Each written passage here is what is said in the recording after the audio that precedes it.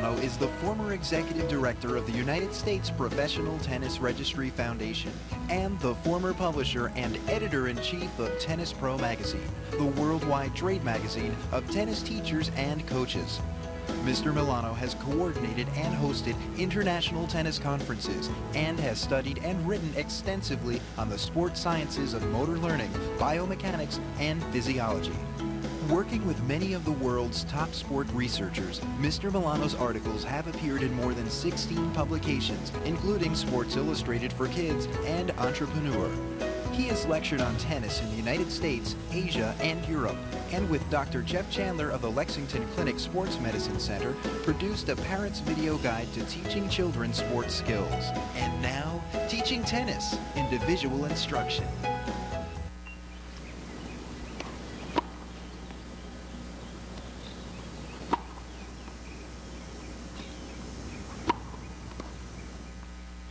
If someone were walking by and saw me serving, they'd probably say, gee, he's pretty coordinated.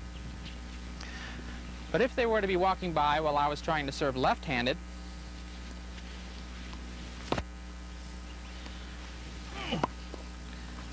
they'd probably say, gee, he's pretty uncoordinated.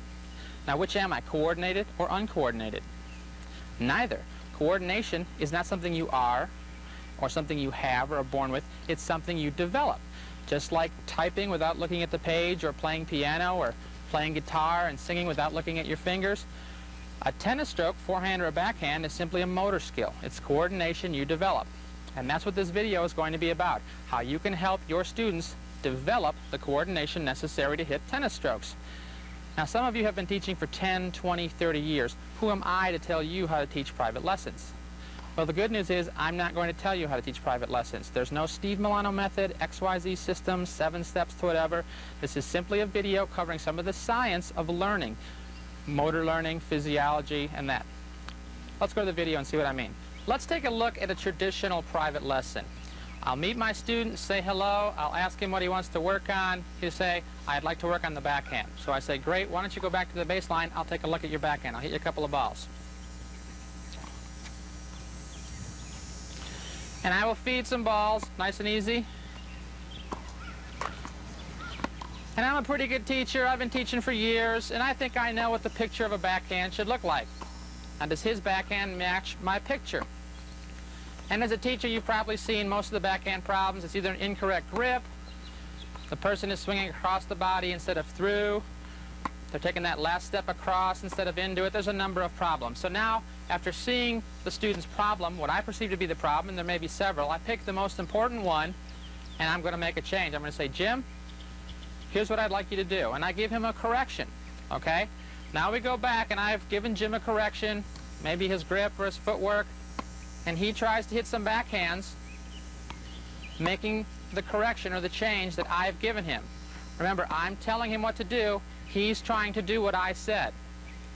Now, this is an example of what's called directed teaching, and there are several problems and limitations with directed teaching.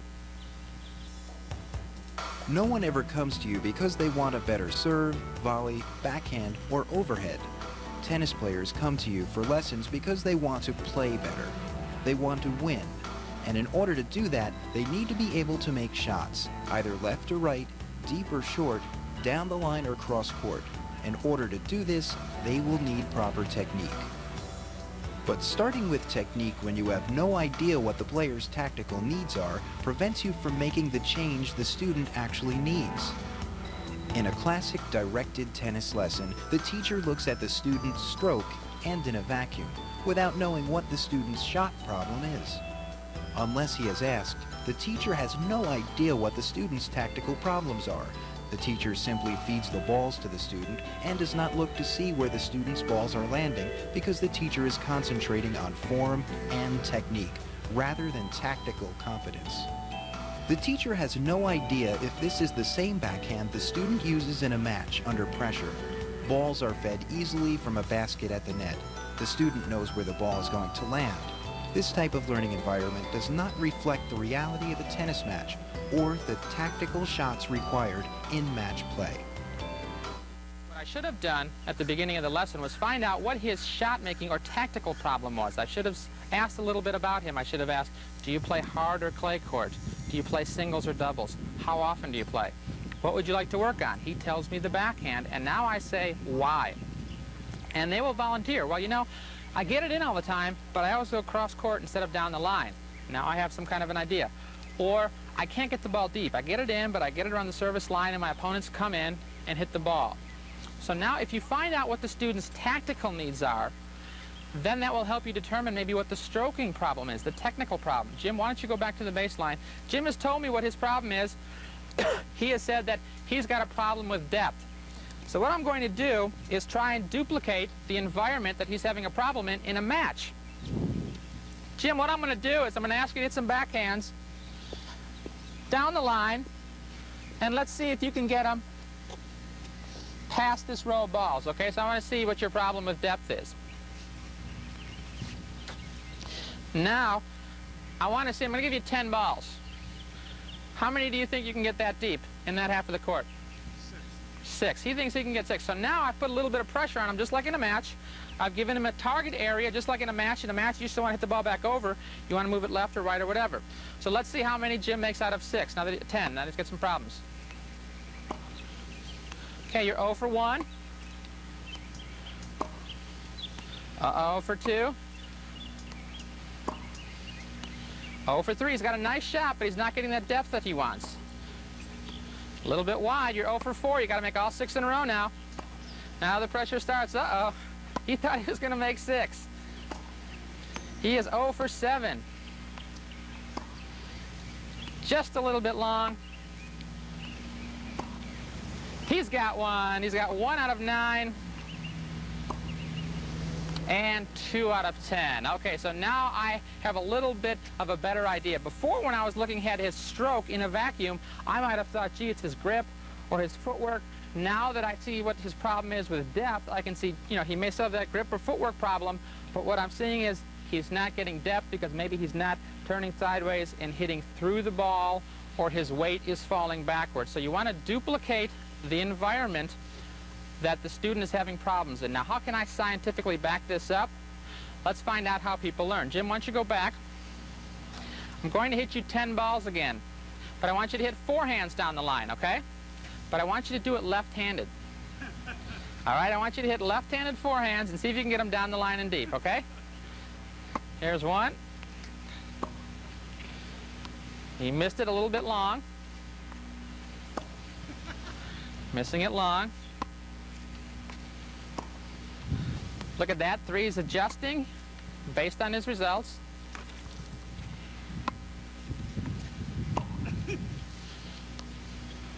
That's number 6. He hit that one before long, so he made that a little bit shorter. About 8. Couple in the net. And that was long, but it was over the net. Now, what did you just see happening there? Jim was learning. What did you see not happening there? I was not teaching. All I was doing was feeding balls. Based on his results, when he went a little bit long, he adjusted and hit a little bit shorter. When he went into the net, he got the ball over the net. Still went long, but he was adjusting based on his results, and that's how human beings learn. They need to see some results. They need to be given a task or a goal, and then based on their results, they'll adjust. Now, if Jim lived on a desert island and had nothing to do but hit tennis balls, within 10 years he'd have a beautiful left-handed ground stroke. Problem is, Jim doesn't live on a desert island. He doesn't have 10 years to do this. So what's the happy medium between you telling the student, this is what I want you to do, and teaching, and the student trying to figure it out for themselves in a pure learning environment? What you've got to do is think of your student not as a banker or a lawyer or a school teacher or a junior who's in junior high school. You need to think of your student as an animal. We teach animals tricks all the time, how to roll over, play dead. Well, a human being is an animal, and you're trying to teach them a trick, okay? Whether it's a forehand or a backhand or a volley, that's all it is. We teach certain animals using behavior modification, or we use conditioned response. With motor learning, what we're trying to do is to get the human being to form a habit pattern, okay? And we'll show you how to do that. How do people learn? When learning a motor skill, the student makes an attempt at a skill and based on the results, makes a conscious effort to make an adjustment in order to execute the skill successfully. The brain sends a message via the central nervous system to the muscles. As a tennis teacher, that's all you need to know as a basis for motor learning in humans. A human tries to perform a task, their brain makes a conscious effort to adjust the performance based on the results of that try, and it sends a message via the central nervous system to the muscles. Brain, central nervous system, muscles. There is no such thing as muscle memory. Your muscles do not have a brain, so therefore they cannot remember anything. If you perform a motor skill enough times, it becomes subconscious, but very few bodily movements are involuntary. Blinking, breathing, and sneezing are examples of involuntary movements. So now you know a little bit about how people learn. People need a knowledge of results or there can be no learning. I can give someone a book on swimming, I can show them a video on swimming, I can take them to the pool and show them all the arm and leg strokes, but if I throw them in the water, they're going to drown. They have to experience it, they have to get in. This isn't a bunch of mumbo-jumbo or semantics. You really can't teach someone how to play tennis. You can help them learn, and you need to know all the groups and footworks and all those different things, and you need to help them learn, but your main job is to set up the most optimal learning environment. You have to help people learn. Because people learn from their mistakes and by making adjustments, you must allow a person to hit at least 3 balls in a row before it's the next student's turn. A student needs to make an attempt, make an adjustment based on the results of that attempt, and then find the medium that is success. Line drills where students hit 1 ball, run to the end of the line, and then come back 30 seconds later are virtually useless.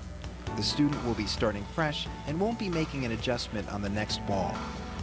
Now in the beginning of this video I showed you the directed method of teaching where you feed balls, you tell the student what to do, they try to do what you've told them to do. Then we showed you the left-handed example where the person was trying to learn how to hit the ball based on his results. That's called discovery or pure discovery, trial and error. That's not a great way to teach. Where is the middle between telling a person what to do and letting them figure it out?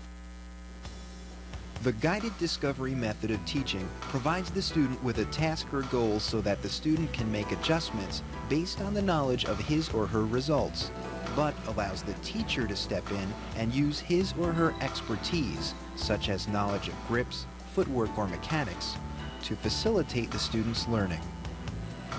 Using the guided discovery method of learning, the teacher sets up a task for the student, and if the student has problems achieving success, the teacher discusses the problem with the student and makes suggestions that will help them. The student then goes back to trying the task.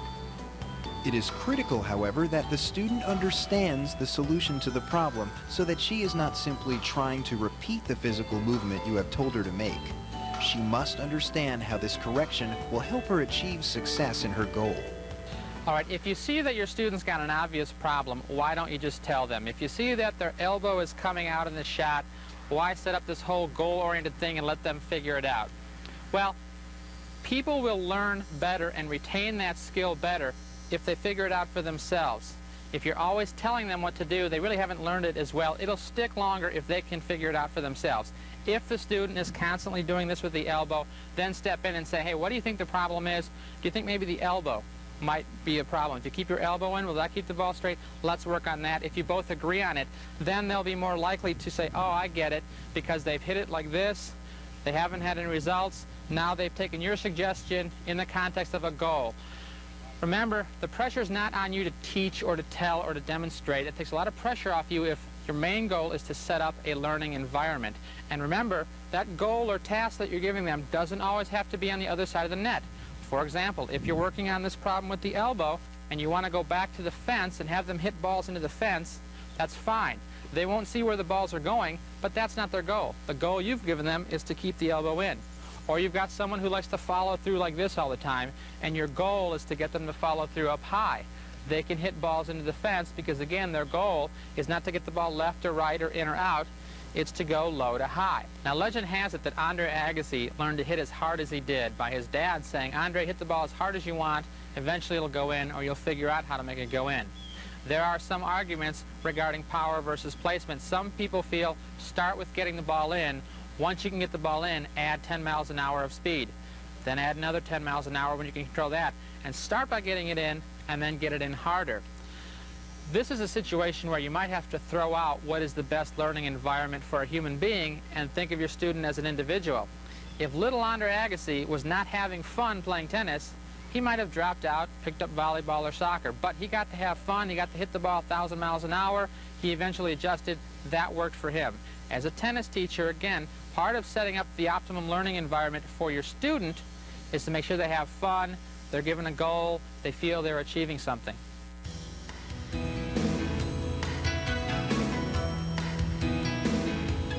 Now, I don't want to give you the impression that all the teaching methods that I've been talking about require simply setting up a goal and letting the student figure it out.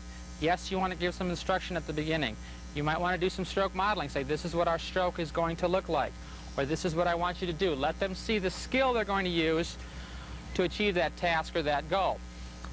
One way you can do this is with the whole part whole method of learning, where you have the student try the whole stroke or the whole skill, and then you find out they're having a problem maybe with the elbow, and then you go and you isolate a part of that stroke, which is the elbow, and you get them to work on it with either putting a ball in here and hitting like this, any other teaching technique you would use. Once you've worked on that part, you go back to the whole skill, and they're going to try and make that and keep that correction in the context. So that's another teaching method, whole, part, whole. Demonstrate the whole skill, work on a part of it, and go back to the whole. You've probably all been doing that for years. That's where you use your skill and knowledge as an instructor. Again, it's not just goals, but goals can start things, and then once you know what the tactical problems are, you make your corrections on your strokes and your technique to solve those tactical problems.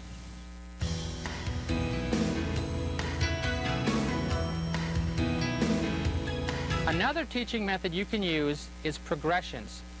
Now, with progressions, you don't have the student try the entire stroke and isolate a part of it. What you do is you start with a small part of the stroke until they get that. Then you add another link, then you put the two together, then you add a third, and what you're going to wind up with is a student who has practiced all of the different parts of the stroke to make a whole. It's like learning a piano piece. You learn a little passage, then you learn a second passage, then you put the two together, then you learn a third passage, instead of trying to learn the whole piece together.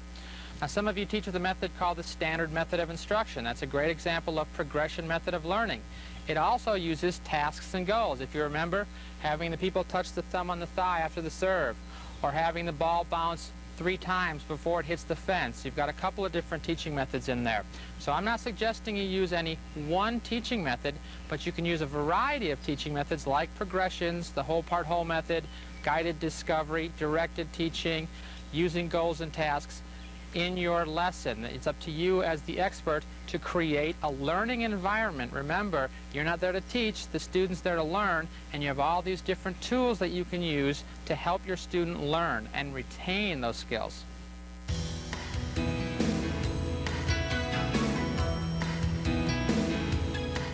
Let me show you 3 different types of environment you can use in your teaching.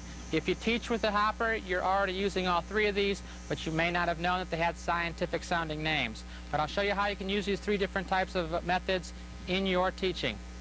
When you feed, if you feed consistently the same type of feed to the same place every time, that's known as block feeding or a block environment. I'm going to give Billy the same type of feed, same pace to the same place just about every time. Now, this type of feeding will help Billy learn the skill more quickly. Another environment I can use is what's called variable, where Billy, I'm going to give you a high ball, then I'm maybe going to slice one to you. I may hit one right into your body, and I'm going to move her around with a variety of feeds. This is called variable learning. And the third type of feeding you can do is random, where Billy, I'm going to give you one to your forehand. Now you're going to get one to your backhand, give you another one to your forehand but a high ball, give you a nice slice to your backhand, And that's an example of random feeding. Now random, again, she will not learn as quickly as when I fed block, nice and easy to her, but with random, she will retain the skill and be able to recall it a little bit easier when she comes back next week. So you've got to figure out, how do I want to set up my lesson? What is the skill I'm working on? Do I want her to get that skill? Eventually, do I want her to learn it quickly? Then do I want her to be able to use it a little bit more and retain it longer? Now another concept you should know is called overlearning. Let's say I've given Billy a task or a goal and we've been working on something and I've hit her a few balls and she finally gets it and I go, great shot, that's what we were trying to work on. Think of 50% overlearning, 50% overlearning. What that means is, if it took Billy, let's say, 50 feeds to get that shot, I need to have her hit that way about 50% more, 25 balls, for her to imprint that pattern. Once she's done it a couple of times, doesn't mean she has it. So again, we've been feeding, it took maybe 40 balls to get it right, I need to hit her another 20 balls. And then, once she's got it consistently, then I might want to add some variable feeds. And then if she's got that, I might want to go to random feeds. And now she hits a backhand, comes back to the forehand, does it wrong, didn't work, I can go back to the variable feed or go back to any stage I want. But again, use your feeds depending on what you want to do, what you want the student to do. If you want them to learn something, keep that nice block of feeding going. If you want them to get that skill a little bit better, use variable feeds. Same forehand, same stroke, but different types of balls. And then you can go to the random feed to see how they use it in a match. Can they hit a forehand, then a backhand, maybe come in with a volley, go back, and then hit that forehand later again.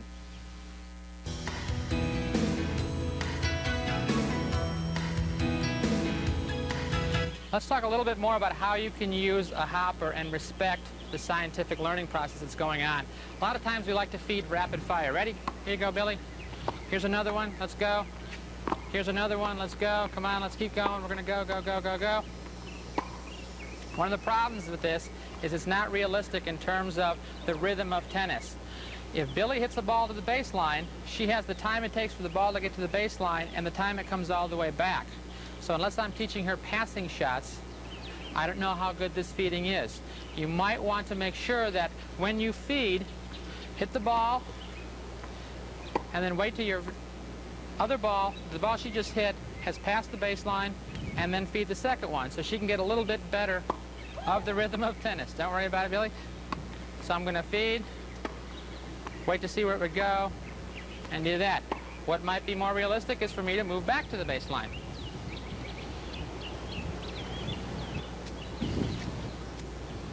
And again, she's going to have better ball judgment skills because she's going to see the balls coming from the baseline.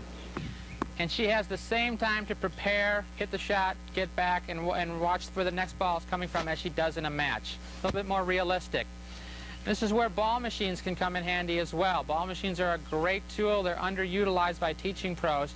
But not only are you going to be able to set the time, the spin, the speed, whatever, but you can be on the other side of the net with your student making adjustments. And if you've got a remote control, you can stop, work with her. But ball machines can be a tremendous teaching tool. Now, another thing we've got to think about is the angle of incidence and reflection. Where is the ball coming? Where is it going? Here's a classic misuse of the hopper. Billy, what I'm going to do is this. I'm going to hit you a forehand. I want you to hit it down the line. I'm then going to hit you a short ball. I want you to come on in, approach it. Then I'm going to hit you a volley, and I want you to put it away short cross court, all right? So here's your forehand. Okay, here's your short ball. Come on in, hit it down the line. Put this away cross court. Good job. Now, what's the obvious problem with that drill? I've seen coaches doing this with tour players and with, developing juniors where they do that over and over and over. They come in, they hit the ball down the line, then they put the volley away cross court. Remember the angle of incidence and reflection. If a ball comes this way, it's going to want to go that way. If it comes this way, where does the ball that she hits down the line in a tennis match come back to her from? From here? No, it comes from there. And it's going to be a different angle of incidence, and her angle of reflection is going to be different. So what you've got to do if you want to do this drill is this. Same drill, Billy, ready? I'm going to hit you a ball down the line, and then I'm going to have to come on over and hit a short ball. Sorry about that. And then you put your volley away, and then I'm going to have to run back here. Now, if you teach for 9 hours a day, You're going to get very tired doing that. Again, you can use your ball machines. You can eliminate that drill. You can work on it differently. But just remember, when you feed, is this realistic? Is this what's going to happen in a match? Is the time between feeds realistic? Is the angle of incidence and reflection realistic? Remember, people need to learn to play in the rhythm of tennis. So a good way to teach, if you can, is to rally with your student. I think up in Canada, they don't use hoppers in the first 2 sections of their teaching programs. Again, if you're going to use a hopper, just make sure it mirrors what happens in a tennis match, or it's realistic for the goal that you have.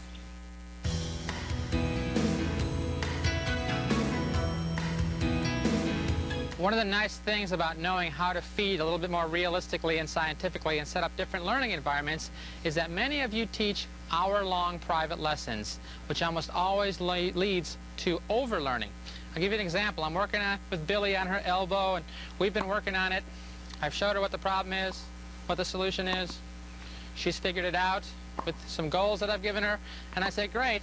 And we do our 50% overlearning. She's hit the balls, and it looks like she's got it now. Well, the temptation is, if you've done that in the first 15 minutes and you've got 45 minutes left, is to work on something else. Either another adjustment to the same stroke, or maybe another stroke. The problem with that is humans have a limited capacity for learning. Remember, go back to thinking of your student as an animal. How do humans learn motor skills? Basically, the brain sends a message to the muscles via the central nervous system. That's all you have to know. There's no such thing as muscle memory. Your muscles don't have any memory. What you do is you need to make adjustments based on results. Your brain says, I want to do this, sends a message via the central nervous system to the muscles. And that's all you have to know. Now, in 15 minutes, you cannot make a lasting change. You've got to work on it more. You've got to imprint it more. That's why you use these different learning environments. You feed some block feeds for a while, she's got it, then you move variable, high, low, make her move a little bit. She uses it in that context. Then you start having her rally, hit some points. Backhands, forehands, volleys. Does she still have it? No, it slipped away. You move back to the variable stage. But it's very important that you realize people have limited capacities for learning. You can't give them a grip change, a shoulder change, a footwork change, and a hip change. You know that. They won't keep it. But even if you're working on one skill at a time, if you do that for 15 minutes, then another skill for 15 minutes, and another skill for 15 minutes, people aren't going to retain those skills. Now again, in America especially, people want to pay 40 bucks, 50 bucks, whatever. They want to have a change. They want you to fix their stroke in an hour. And you might fix it and it works great. They go play their match the next day. It doesn't work. They're frustrated. That's why it's very important to still maybe just work on that elbow for the entire hour. But breaking your lesson into 3 lessons, block, variable, and random, and going back and forth, and adding games and goals and tasks will allow them to have fun for an entire hour. It's enjoyable for you. They see results. Remember, you and your student have agreed on what the tactical problems are, and you've agreed on the technical solution. Stick to the one change you've made that hour. Don't say, okay, she's got it, we're moving to something else. Use different learning environments to keep working on that skill and to imprint it if you can, so that they can recall it later. It's very important that just because they figured it out in 15 minutes doesn't mean they own it. Remember, stick with the one accomplishment or the one goal that you want, and then keep hammering it in different types of learning environments. Since people learn primarily by doing and by hitting many balls, constant comments and corrections by the teacher actually distract the student. Allow the student to hit a number of balls using their results as feedback, and make comments only after every 4 or 5 feeds. A good tennis pro very quickly becomes a ball machine during a lesson because students learn by hitting many balls. Because people learn by hitting many balls, and because they should only be working on one skill at a time, many educators agree that group lessons make much more sense than private lessons if the pro is trained and competent in teaching groups.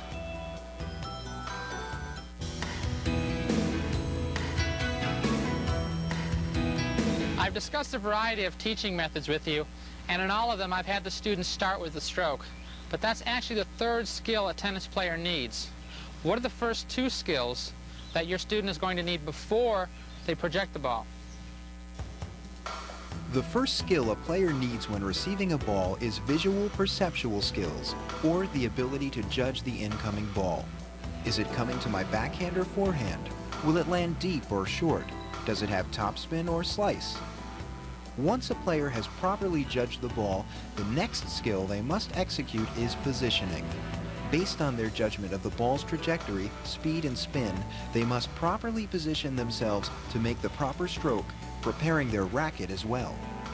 Only after the student has judged the ball correctly and moved into proper position do they swing the racket. Now, if we start teaching the stroke, we really don't teach them how to receive balls. We don't teach them how to get into position for balls. And then how can they make the stroke? Well, that's where the different types of feeding comes in, but you can teach visual perceptual skills. Let me show you something the Canadians do. What they do is they'll put the student at the baseline, I'll be feeding from the baseline, and let's say my student's having a problem working with grips. She can't change her grip fast enough, or he can't change his grip fast enough. I'm going to isolate that skill. Randy, what we're going to do is this. I'm going to feed some balls to you, and before my feed clears the net, you got to tell me if it's a forehand or a backhand, all right? So now, Randy's not going to swing at the ball. He's just going to judge the ball. Ready? Okay. And you don't even have to move. You can just stand still.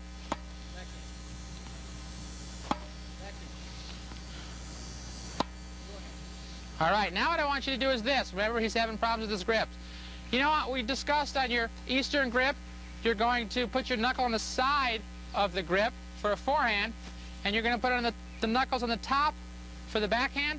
What I want you to do is change your grip as soon as you know it's a forehand or backhand, and yell side if it's a forehand, top if it's a backhand, all right? So yell side or top as soon as you know. Side. Okay.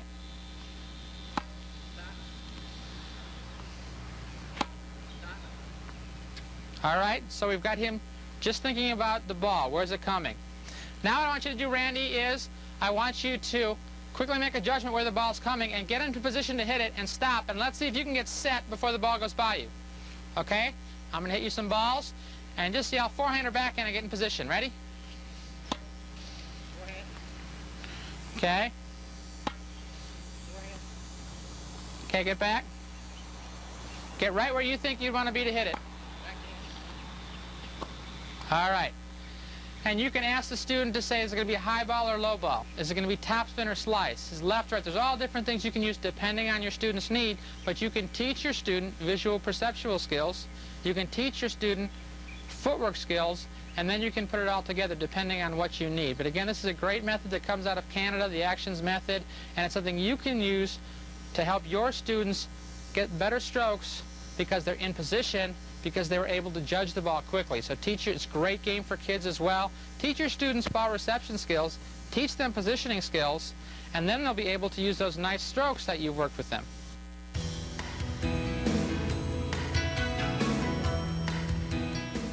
Now earlier I told you not to think of your students as doctors and lawyers, housewives and school children, to think of them as animals. And how do animals learn? Well, here's something else you should know about the human animal.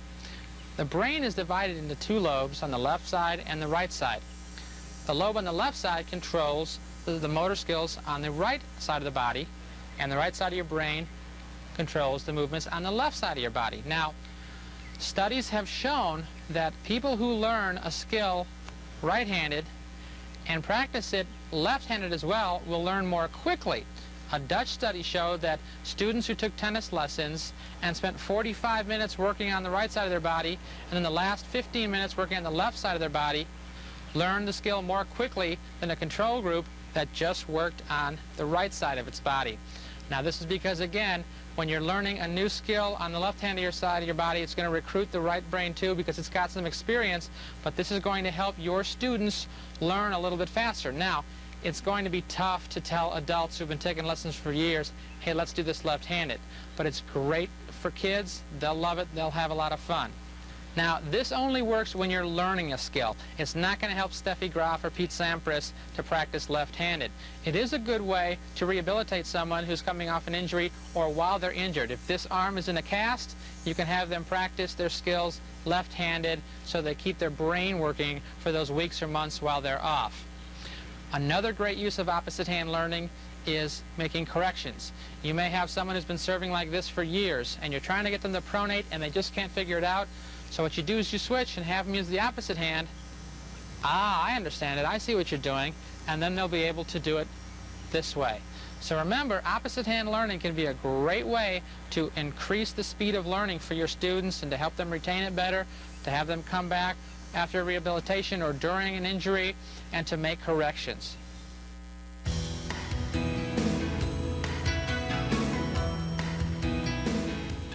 Although learning motor skills is primarily kinesthetic, people also use other cues to help them learn. Some of your students may rely on visual cues to understand what you want them to do.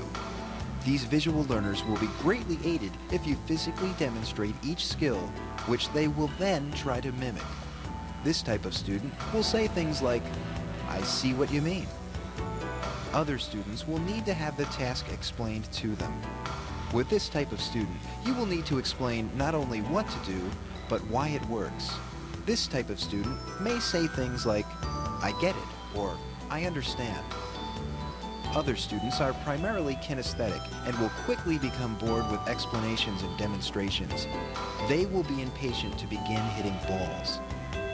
It's important that you try to discern early on how your student learns, both by talking with them and watching their responsiveness to your teaching.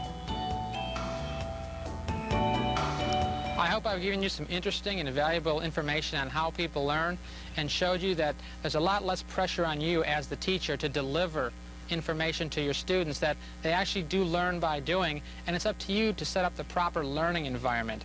And this will make it a lot more fun for you to teach. It'll make it more enjoyable for your students because they'll get more success and understand it. So good luck with your teaching, and thank you very much.